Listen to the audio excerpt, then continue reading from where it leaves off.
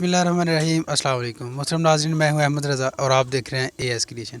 आज की इस वीडियो में कुछ अहम बातें। सबसे पहले तो अरसलान हफीज़ और तारक अनीस के बेटे तलहा अनीस, इनके मुतालिक जो है ना वो नौजवानों का बढ़ता हुआ सियासी रुझान के मुतालिक। उसके अलावा कश्मीर डे गुजरा, उस पर थोड़ी सी अपनी राय देना चाहूँगा। लेकिन उससे पहले मेरा एक दोस्त लाहौर की एक यूनिवर्सिटी में जो है ना वो पढ़ता है और उसी के एक हॉस्टल में रहता है।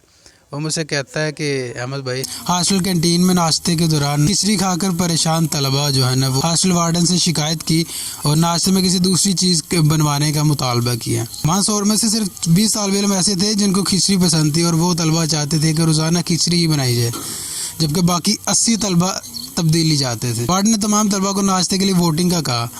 अब वो 20 तलबा जिन्हें खिचड़ी बहुत पसंद थी, इन सब ने खिचड़ी के लिए वोट डाला। बाकी के 80 अफराद में कोई हम मांगी नहीं थी, मज़ीद कोई बातचीत भी नहीं की और अपनी अकल और ज़मीर से कुछ फ़ैसले भी नहीं किया, ना आपस में कोई सलाह मशवरा किया। हर एक ने अपनी अपनी पसंद के मुताबिक वोट दिया। अब वोटिंग का नतीजा कुछ इस तरह से, ज़रा मुलाज़ा फरमाएं। 20 बंदों ने कहा खिचड़ी, 18 बंदों ने कहा अंडा पराठा, 16 बंदों ने कहा पराठा चाय, 14 बंदों ने कहा रोटी और सालन, 12 बंदों ने कहा रोटी और मक्खन, 10 लोगों ने कहा नूडल्स और 10 पूरी सब्जी। गौर से मेरी बात को सुनिएगा।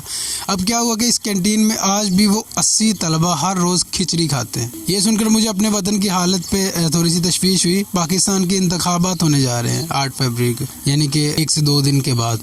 इस इंतखाबात की हालत भी कुछ इस तरह की ही मिसाल है। यहाँ आप 80 हैं, आपका इत्तेहाद क्या कर सकता है आप अंदाज़ा भी नहीं लगा सकते। 20 से शिकस्त सिर्फ मुत्तहिद ना होने में है, तो एक बन के रहो, मुनज़्ज़म बन के रहो, तभी कुछ तब्दीली मुमकिन है, वरना वही खिचड़ी अगली नस्ल को भी खिलाने के लिए आप तैयार हो जाएं। खैर आगे बढ़ते हैं। जैसा कि स्टार्ट में मैंने बात की नौजवानों की, तो माजी के मुकाबले में अब नौजवान सियासी रुझानात बढ़ते चले जा रहे हैं। शकरगढ़ की सियासत में चौधरी तारक अनीस जो के नाम और पहचान रखते हैं, माजी में पीपल पार्टी के साथ इनका इत्तेहाद था, उसके बाद PTI में रहे। उनके बेटे जो है ना वो तलहा अनीस इस दफ़ा काफ़ी जोशो खरोश से मैदान अमल में है, मगर अभी तक मुझे इसकी कुछ खास समझ नहीं आई कि अपने मुस्तकबिल के बारे में कोई ख़ास जो है ना वो वाबस्तगी का इजहार नहीं कर रहा।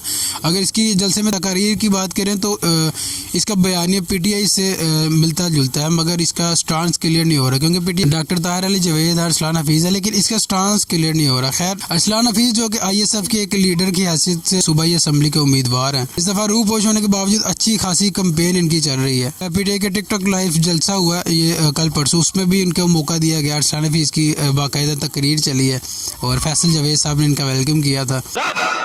मैं जिस शख्सियत को दावत खिताब दे रहा हूं वो इमरान खान के बहुत ही पुराने साथी हैं। ISF का एक ऐसा नाम जिसने ग्रास रूट लेवल पर पॉलिटिक्स की एक जद्दोजहद की, नौजवानों में अपना एक नाम भी बनाया और अपने काम से और मुस्तकिल डिटर्मिनेशन से ये इमरान खान के साथ डट के खड़े हैं। आप सबके पुरजोर इस्तकबाल में तशरीफ लाते हैं जनाब अरसलान हफीज़।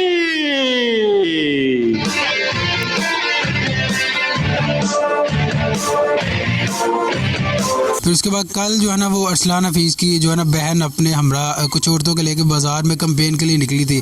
ये भी एक अच्छी कंपेन का हिस्सा रही।